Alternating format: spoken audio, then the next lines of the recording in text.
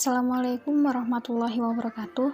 Perkenalkan, nama saya Febiana Permatasari, NIM 12204193056 dari kelas Tadris Matematika 5D, angkatan 2019. Di sini saya akan sedikit menjelaskan materi pada mata kuliah struktur aljabar ring, yaitu yang pertama, ideal prima, yang kedua, ideal maksimal, dan yang ketiga, ring polinom. Yang pertama yaitu ideal prima. Misal R adalah suatu ring komutatif dan N adalah ideal dari R, dengan N disebut sebagai ideal prima jika dan hanya jika untuk semua A, B elemen R, jika A, B elemen N, maka A elemen N atau B elemen N. Jadi artinya di sini N disebut sebagai ideal prima jika untuk semua A, B elemen dari R, jika AB elemen N atau A dikalikan dengan B elemen N, maka salah satu dari A atau B harus berupa elemen N. Contoh soal yang pertama, misal diberikan Z pada operasi penjumlahan dan perkalian adalah ring komutatif dan diketahui P sama dengan 7K, di mana K elemen Z dengan P adalah ideal dari Z. Jadi artinya di sini P adalah bilangan bulat kelipatan 7.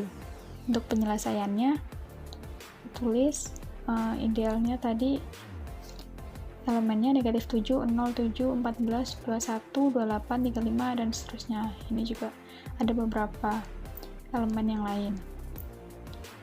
Lalu, misal kita ambil 7, ini kan faktornya 7 dikali 1, jadi 7 elemen P atau 1 bukan elemen P. Lalu 14, faktornya 7 dikali 2, 7 elemen P atau 2 bukan elemen P. 21 juga 7 elemen P atau 3 bukan elemen P. Lalu 28, mana 7 elemen P atau 4 bukan elemen P. 28 juga memiliki faktor lain, yaitu 14 dikali 2, yaitu 14 elemen P atau 2 bukan elemen P. Nah, sejauh ini kita menemukan bahwa semuanya memenuhi definisi. Jadi bisa dikatakan bahwa karena untuk semua A, B elemen P di sini pada soal, maka A elemen P atau B elemen P, sehingga P adalah ideal prima. Untuk contoh soal yang kedua, misal diberikan Z pada operasi penjumlahan dan perkalian adalah ring komutatif dan diketahui L itu 4K, di mana K elemen Z dengan L adalah ideal dari Z. Jadi L ini adalah ideal dengan bilangan bulat kelipatan 4. Untuk penyelesaiannya seperti yang tadi, kita tulis elemennya misalnya negatif 8, negatif 4, 0, 4, 8, 12, 16. Kita cari misal dari 4, mulai dari 4 elemen L, ini kan 4 kali 1, 4 elemen L atau 1 bukan elemen L. Lalu 8 ada 2 faktor, yang pertama 4 kali 2 yaitu 4 elemen L atau 2 bukan elemen L. Yang kedua 8 kali 1, 8 elemen L atau 1 bukan elemen L. Lalu 12 juga memiliki 2 faktor, yang pertama 4 kali 3, 4 elemen L atau 3 bukan elemen L. Nah, ada faktor yang kedua yaitu 2 dikali 6, di mana 2 bukan elemen L atau 6 bukan elemen L. Nah, ini tidak memenuhi syarat bahwa bisa dikatakan sebagai ideal prima. Jadi, karena ada 12 elemen L, tetapi pada 12 pada faktor yang 2 dikali 6, sehingga menghasilkan 2 bukan elemen L dan 6 bukan elemen L, maka L bukanlah ideal prima dari Z. Lalu yang kedua yaitu ideal maksimal. Misal R adalah suatu ring komutatif dan M adalah ideal dari R, M dikatakan sebagai ideal maksimum dari R jika dan hanya jika M tidak termuat dalam ideal lainnya kecuali R dan M itu sendiri. Langsung ke contoh soalnya. Misal diberikan Z pada operasi penjumlahan dan perkalian adalah ring komutatif dan diketahui P dengan 13K, K elemen Z dengan P adalah ideal sejati dari Z. Jadi di sini P dalam bilangan bulat dengan kelipatan 13. Nah, ini 13.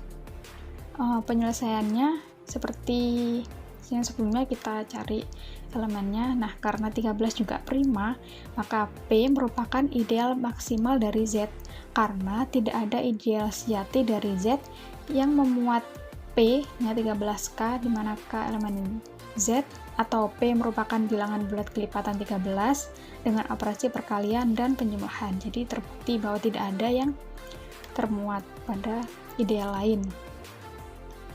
Jadi bisa dikatakan bahwa telah memenuhi syarat bahwa P merupakan ideal maksimal. Untuk contoh yang kedua, misal diberikan Z pada operasi penjumlahan dan perkalian adalah ring komutatif dan diketahui L dengan 6K, di mana K elemen Z dengan L adalah ideal dari Z. Jadi L ini adalah bilangan bulat dengan kelipatan 6. Penyelesaiannya juga sama. Nah, misal kita cari elemen pada idealnya, misal L ini tadi kan kelipatan 6. Misal ini negatif 12, negatif 6, 0, 6, 12, dan ini sekian, ini ada elemen lain. Nah, misal kita ambil ideal lain, yaitu misal M, di mana M ini adalah 2K, dengan K elemen Z, jadi ini M ini adalah bilangan bulat dengan kelipatan 2. Nah, ini kita tulis elemennya negatif 6, negatif 4, negatif 2, 0, 2, 4, 6, 8, dan seterusnya. Ini juga. Lalu kita ambil ideal lain juga, misal N, di mana N adalah 3K, atau N ini bilangan bulat dengan kelipatan 3. Ini juga kita tulis elemennya, elemen idealnya negatif 6, negatif 3, 0, 3, 6, 12, 5. Nah, ini bisa kita temukan bahwa elemen pada ideal L ini juga termuat pada ideal M dan ideal N. Itu ini misal negatif 6, ini juga termuat di M dan N. 0 juga termuat di M dan N. Ini ada 6, ini juga ada 6, 12. Ini juga nanti ada 12, ini juga 12. Nah, ini menunjukkan bahwa karena L termuat pada ideal lain, yaitu di ideal M dan N, pada contoh soal nomor 2 ini, yaitu pada ideal bilangan bulat kelipatan 2 dan pada ideal bilangan bulat kelipatan 3, maka L bukanlah ideal maksimum karena tidak memenuhi syarat. Lalu kita lanjut ke yang ketiga, yaitu materi mengenai ring polinomial. Misal R adalah suatu ring komutatif, maka suatu polinomial fx dalam x atas ring R, suatu polinom dengan koefisien di R dalam bentuk fx sama dengan sigma i sama dengan 0 sampai dengan n, ai x pangkat i sama dengan a0 x pangkat 0 tambah a1x ditambah a2x pangkat 2 sampai dengan an x pangkat n, di mana ai adalah elemen dari R. Nah, kita lanjut bahas mengenai derajat polinom. Nah, apabila pada polinomial fx ini seperti yang tadi, pada definisi terdapat indeks d lebih dari 0 dengan ad tidak sama dengan 0 dan ak sama dengan 0 untuk semua k lebih dari d, maka fx dapat dikatakan mempunyai derajat d dan bisa ditulis dengan degree atau ini degree fx sama dengan d atau derajat fx sama dengan d. Langsung ke contoh, misal fx sama dengan 5 min 2x plus x pangkat 3 min 5x pangkat 7, maka degree fx atau derajat dari fx ini adalah 7, atau derajat atau pangkat terbesar adalah 7. Lalu jika untuk semua indeks i lebih dari 0 dipenuhi ai sama dengan 0, artinya di sini a0-nya tidak sama dengan 0, maka fx dikatakan mempunyai derajat 0. Ke contoh, misal ada fx sama dengan 3, maka degree fx atau derajat dari fx sama dengan 0. Lanjut, misal ada polinomial fx sama dengan a0 ditambah a1x ditambah a2x pangkat 2 ditambah a3x pangkat 3 sampai dengan a(n)x pangkat n, bisa ditulis dengan f sama dengan a0, a1, a2, a3, atau kita tuliskan koefisiennya saja. Jika degree fx sama dengan d atau derajat dari fx sama dengan d lebih dari 0, maka ad disebut sebagai koefisien utama atau leading term.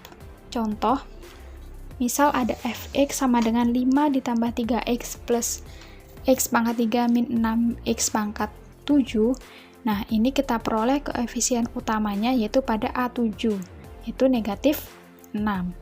Ini sebagai koefisien utama.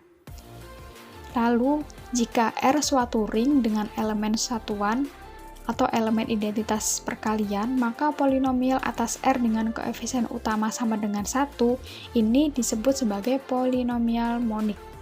Contohnya, misal fx sama dengan 5 ditambah 3x plus 6x pangkat 3 min x pangkat 7, jadi kita peroleh koefisien utamanya pada A7 yaitu negatif 1. Nah, ini disebut sebagai polinomial monik. Lalu kita bahas mengenai operasi pada ring polinomial. Nah, ini yang kita bahas yaitu operasi penjumlahan dan perkalian.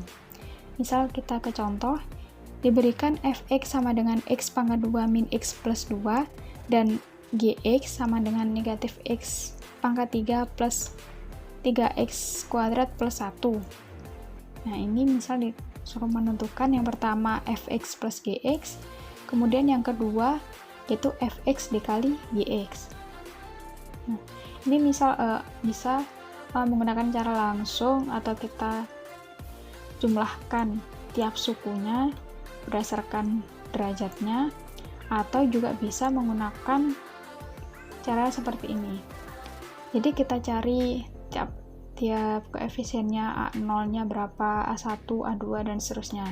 Misal kita cari A0-nya dari fx yaitu 2, kemudian A1-nya negatif 1, dan A2-nya 1. A3 sama dengan A4, dan seterusnya yaitu sama dengan 0, karena kan tidak ada di sini. Kemudian gx, kita cari B0-nya 1, kemudian B1-nya karena nggak ada koefisien x, jadi B1-nya 0, kemudian B2-nya 3, B2-nya 3, B3-nya negatif 1, dan B4, B5, dan seterusnya itu sama dengan 0. Ini kita cari yang pertama, fx plus gx, yaitu x kuadrat min x plus 2, kita jumlahkan dengan x pangkat 3 plus 3x kuadrat plus 1. Caranya, yang pertama, A0 ditambah B0, jadi 2 ditambah 1. Lalu yang kedua, A1 ditambah dengan B1, negatif 1 ditambah 0. Kemudian yang ketiga, A2 ditambah dengan B2, yaitu 1 ditambah dengan 3. Kemudian A3 ditambah dengan B3, itu 0 ditambah dengan negatif 1. Kemudian A4 ditambah dengan B4, 0.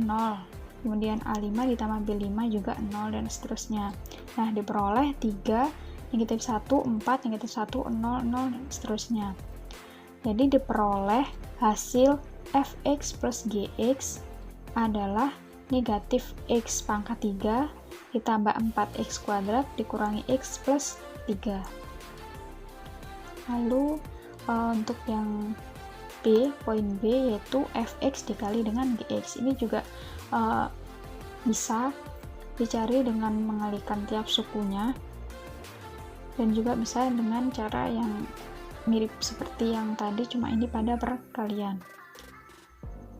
Nah, kita peroleh fx kali gx sama dengan c5x pangkat 5. Nah, mengapa kita peroleh x pangkat 5 di sini? Kan karena misal kita kalikan tiap suku pertama pada fx dan gx, dan ini juga menepati derajat yang paling besar di fx dan gx, diperoleh x pangkat 2 dikali dengan x pangkat 3, kan nanti otomatis pangkatnya yaitu 5. Jadi di sini diperoleh yang pertama yaitu C5x5 ditambah C4x pangkat 4 ditambah C3x pangkat 3 ditambah C2x pangkat 2 tambah C1x plus C0. Nah, kita cari, yang akan kita cari yaitu C0, C1 sampai dengan C5. Mulai dari C0 yaitu dengan A0 dikali dengan B0, itu 2 dikali 1 sama dengan 2. Lalu C1 yaitu dari A0 kali B1 ditambah A1 kali B0, itu 2 dikali 0 ditambah negatif 1 kali 1 sama dengan negatif 1. Dan C2 dari A0 dikali B0, A0 dikali B2 ditambah A1 kali B1 ditambah A2 dikali B0, hasilnya 7. Untuk C3 yaitu dari A0 dikali B3 ditambah A1 kali B2 ditambah A2 dikali B1 ditambah A3 kali B0 sama dengan diperoleh ini negatif 5. Lalu kita lanjut cari C4 dan C5. Ini juga caranya sama. C4 yaitu diperoleh dari A0 kali B4 ditambah A1 kali B3 ditambah A2 dikali B2 ditambah A3 kali B1 ditambah A4 dikali B0, diperoleh C4 nya 4. Lalu C5 ini caranya seperti uraian ini, sehingga diperoleh hasilnya C5 adalah negatif 1. Nah, kita tulis dari C0 sampai C5. C0 nya diperoleh 2, C1 nya negatif 1, C2 nya 7, C3 negatif 5, C4 4, C5 nya negatif 1. Jadi diperoleh hasil dari fx dikali gx pada soal yaitu negatif x pangkat 5 ditambah 4x pangkat 4 dikurangi, saya ulangi, jadi diperoleh fx kali gx nya min x pangkat 5 plus 4x pangkat 4 min 5x pangkat 3 plus 7x kuadrat min x plus 2. Nah, sekian penjelasan dari saya mohon maaf apabila ada salah kata ketika menjelaskan.